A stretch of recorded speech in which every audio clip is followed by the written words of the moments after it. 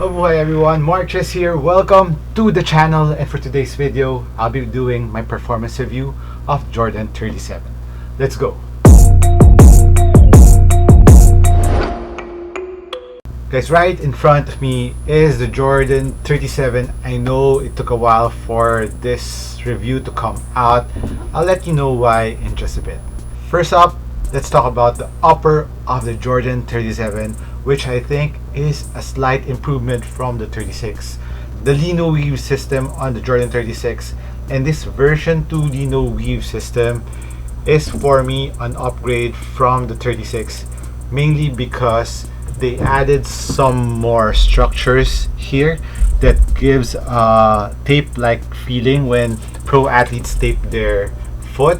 That is what Jordan brand is telling us, that this gives us the tape-like feeling, or it kind of hugs your foot more. And I would say it doesn't really give you the same feeling as when you're taped up, but it adds in the better fit of the sneaker, and of course the extra lateral support, especially when you're doing lateral cuts on the 37s. This one doesn't stretch that much comparing on my 36, although my 36 upper Lino weave was not really stretching, but I was kind of insecure on some points, especially my white and gold pair, because it was the first time that I tried Lino weave and it didn't have the fuse part of the Jordan 36 low. And this one actually kind of solves the problem, even though there is no fusing like the ones on the Jordan 36 low, but the fusing goes up here and makes a cross-section like style on the entire foot and kind of gives you a better fit to the sneaker. And I mean, it works for me.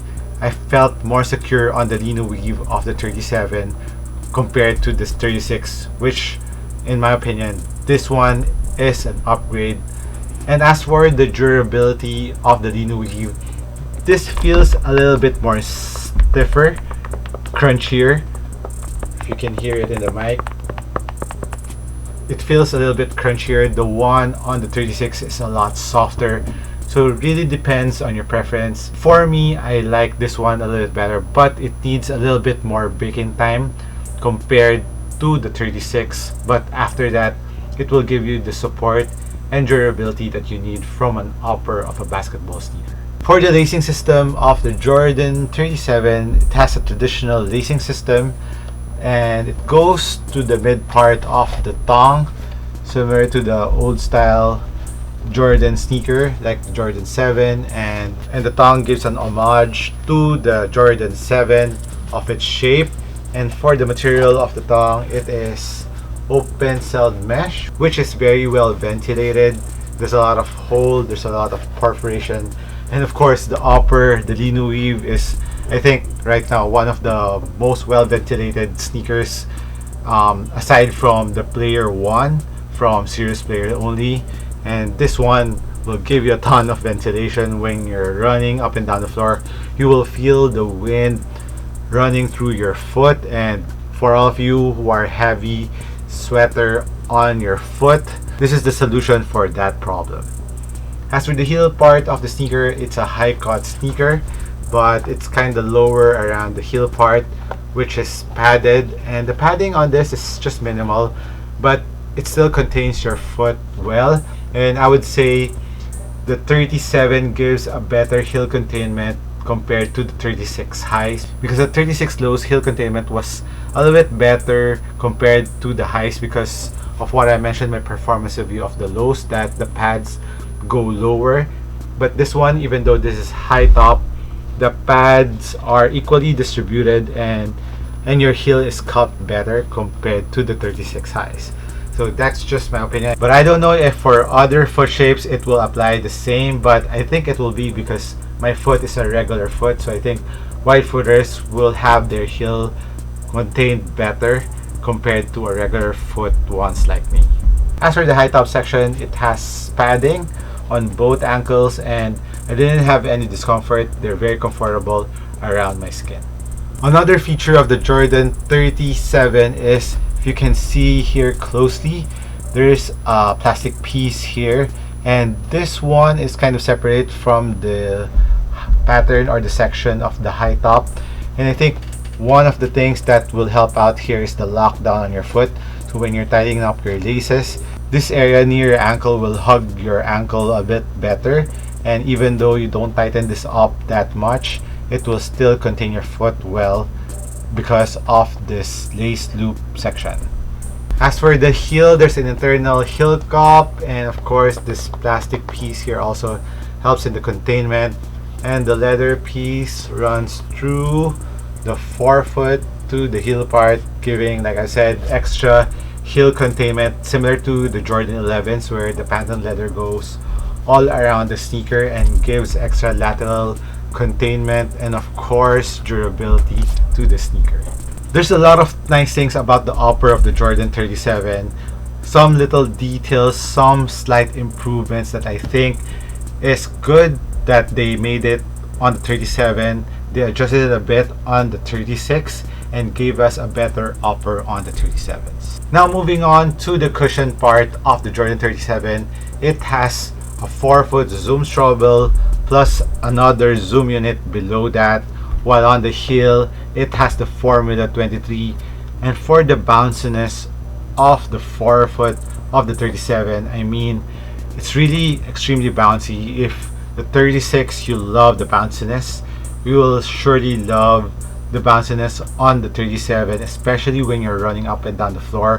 When you activate this carbon fiber plate in the middle, which gives extra spring back to the forefoot, and it kind of activates the zoom units in the forefoot. And while I was playing with this, I was changing up with other sneakers that I'm reviewing, and I really felt the bounciness right after I changed into the 37. And it goes to show how bouncy the 37 is, because this is a little bit thicker compared to the 36, especially around the forefoot area, while on the heel it's kinda higher too from the ground. But this is one section I wasn't too fan of the 37, is the Formula 23.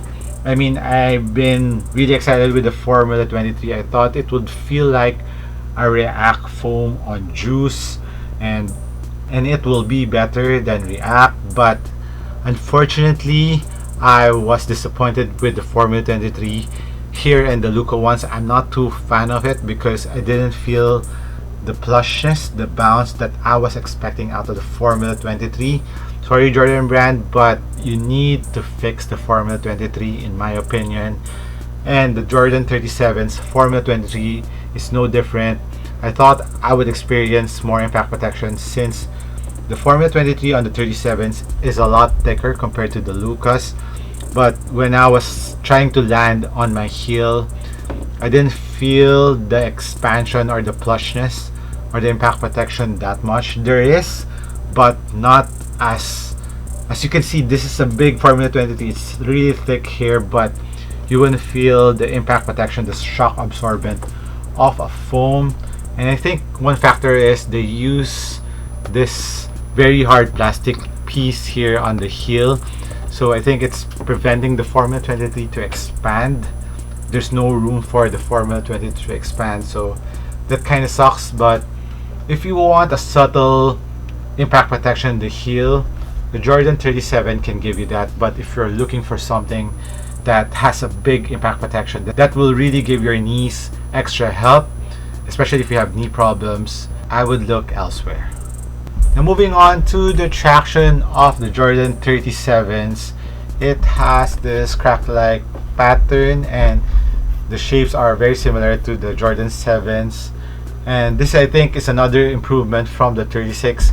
They made the rubber compound thicker, but it's still a little bit pliable, so if you're playing outdoors, this will be a little bit safer compared to the 36. But in terms of the bite on the floor, the 36 bit a little bit harder compared to the 37, but the 37's traction was good. But on dusty floors you need to wipe it every so often, which I didn't do on the 36 that much. But in terms of on a clean court, but don't get me wrong with that, the traction on the 37 is still good, but it's not as great as the 36.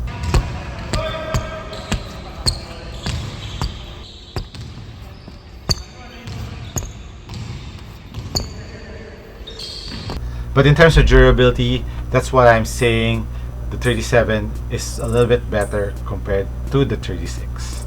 It has a decoupled outsole, like I said. It gives a very nice heel to toe transition, and of course, when you activate and when you break in the carbon fiber, it will give you a better heel to toe transition, plus the bounciness in the forefoot. It will really propel you, especially if you are running up and down the floor a lot.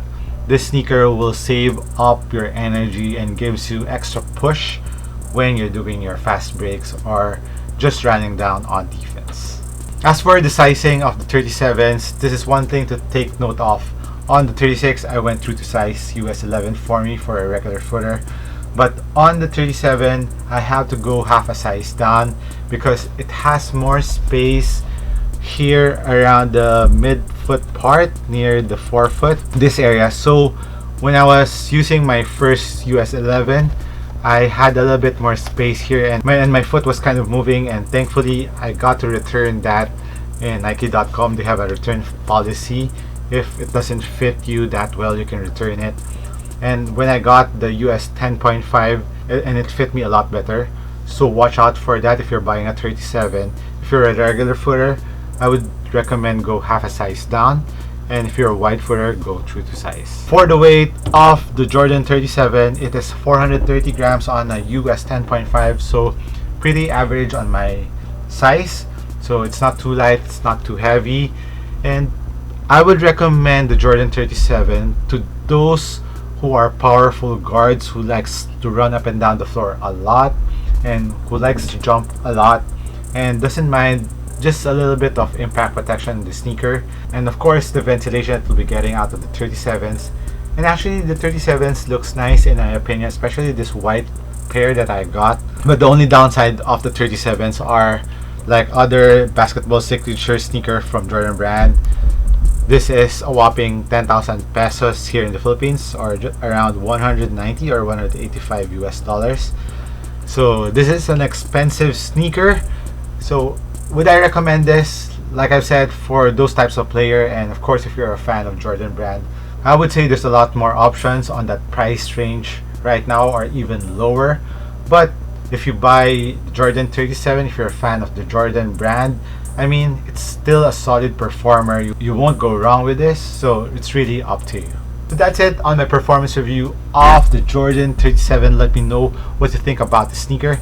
This is MARKCHES. I'll catch you in the next one. Cheers.